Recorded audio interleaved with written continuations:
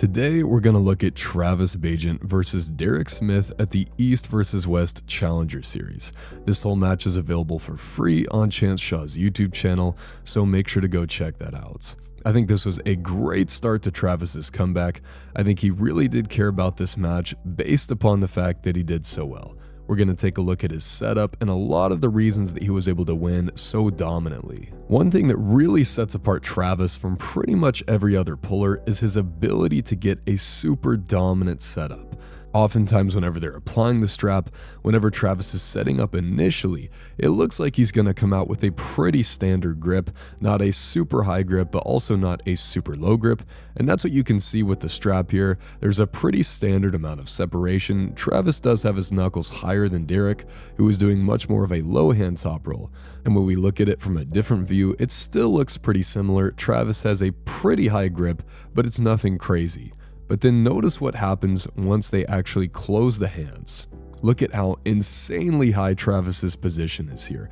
His knuckle is literally pointing pretty much straight up into the air, and his elbow might be off the front of the pad. It's a little bit difficult to tell. Maybe just a little bit of his elbow is still touching. Notice how totally vertical Travis's forearm is compared to Derek. He is in such a good spot to rise up and over the top of Derek. Derek's never really going to be able to get any kind of pressure into this match because he is already holding on to Travis. If you're going to do a low hand top roll against a posting top roll, you cannot allow this kind of start to happen. You need to get a really deep grip, and you need to force this guy to take a lower grip and not get anywhere near this kind of knuckle heights. And as we see in this match, Travis just totally flash pins him for free. It's not even close because Derek is not able to access any of his power. This was all accomplished by Travis in the setup. He gave himself full access to his own back pressure, and he gave Derek pretty much no access to his back pressure. Now, something that I find super interesting is how much connection Travis gets when he's in the strap. So I want to look at a go outside of straps. This is now in round 2.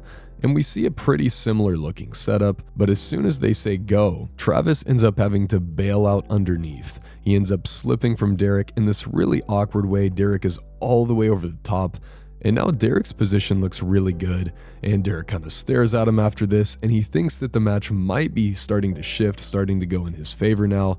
But as soon as they get back in straps, everything changes, and that's because Travis has this super solid connection to that lower strap.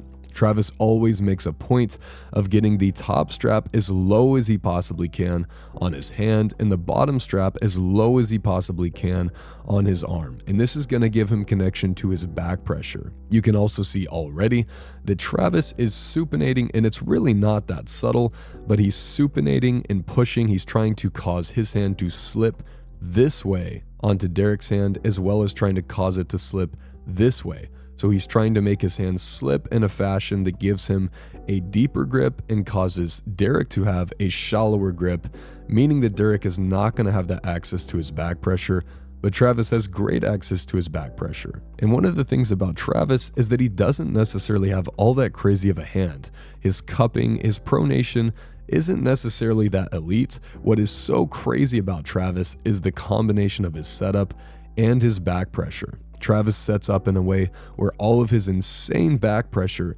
is directly attacking his opponent's hand. Travis sets up in a way where he is able to protect his hand using his back pressure. He gets these super low strap setups, and he sets up in a way where his arm is so vertical, he doesn't really give his opponent a chance to ever attack his fingers. So it's not that Travis necessarily has the strongest hand in the world, and that's how he's cracking everyone's wrist, that's how he's going over the top of them. It's just that his setup is so perfect, and his back pressure, the combination of his elbow flexor and his side pressure, are so strong that he is just able to go up and over the top of people, and they can't do anything to prevent it. And once again, once inside of straps, we see the exact same thing. Once Travis gets that bottom strap connection, it's probably going to be all over for his opponents. And round 3 is pretty much the same thing, but one final thing I wanted to look at is this moment right here, because I think it gives a great demonstration of part of what Travis is doing in the setup. So notice how this is a pretty standard looking setup initially. Both guys' hands and their wrists look pretty straight. But then we start to see Derek trying to carve in, and instead of Travis running, he actually matches Derek by carving in himself. So what Derek is trying to do when he's carving in is he's trying to create a gap under his fingers, a gap to where he can shoot forward and hook Travis. But instead of Travis running from that gap, he actually goes directly at it. Derek is trying to create space, and Travis is trying to take up that space with his hand.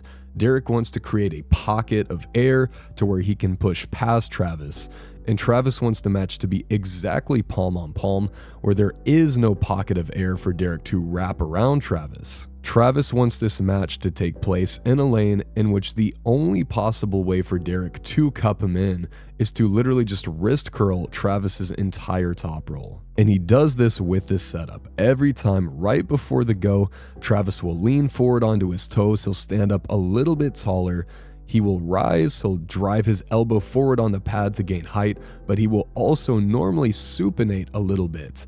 And when he supinates, the fingers just slip a little bit off the back of his hand, he limits his opponent's coverage, and then he's setting up his ability to reverse all of that pressure and roll right back out into the fingers. And because he's so high, his opponent can't challenge his fingers, and overall Travis's posting top roll is just so good. It's so difficult to beat. There's really no lane that you can use against it because he's covering every single option all at the same time. So great effort from Derek Smith in this match. It's just unfortunate that Travis really showed up at a high level for this one. Otherwise, I think maybe Derek could have had a much better chance. And as for Travis, I'm super excited to see what the future holds for him in the sport.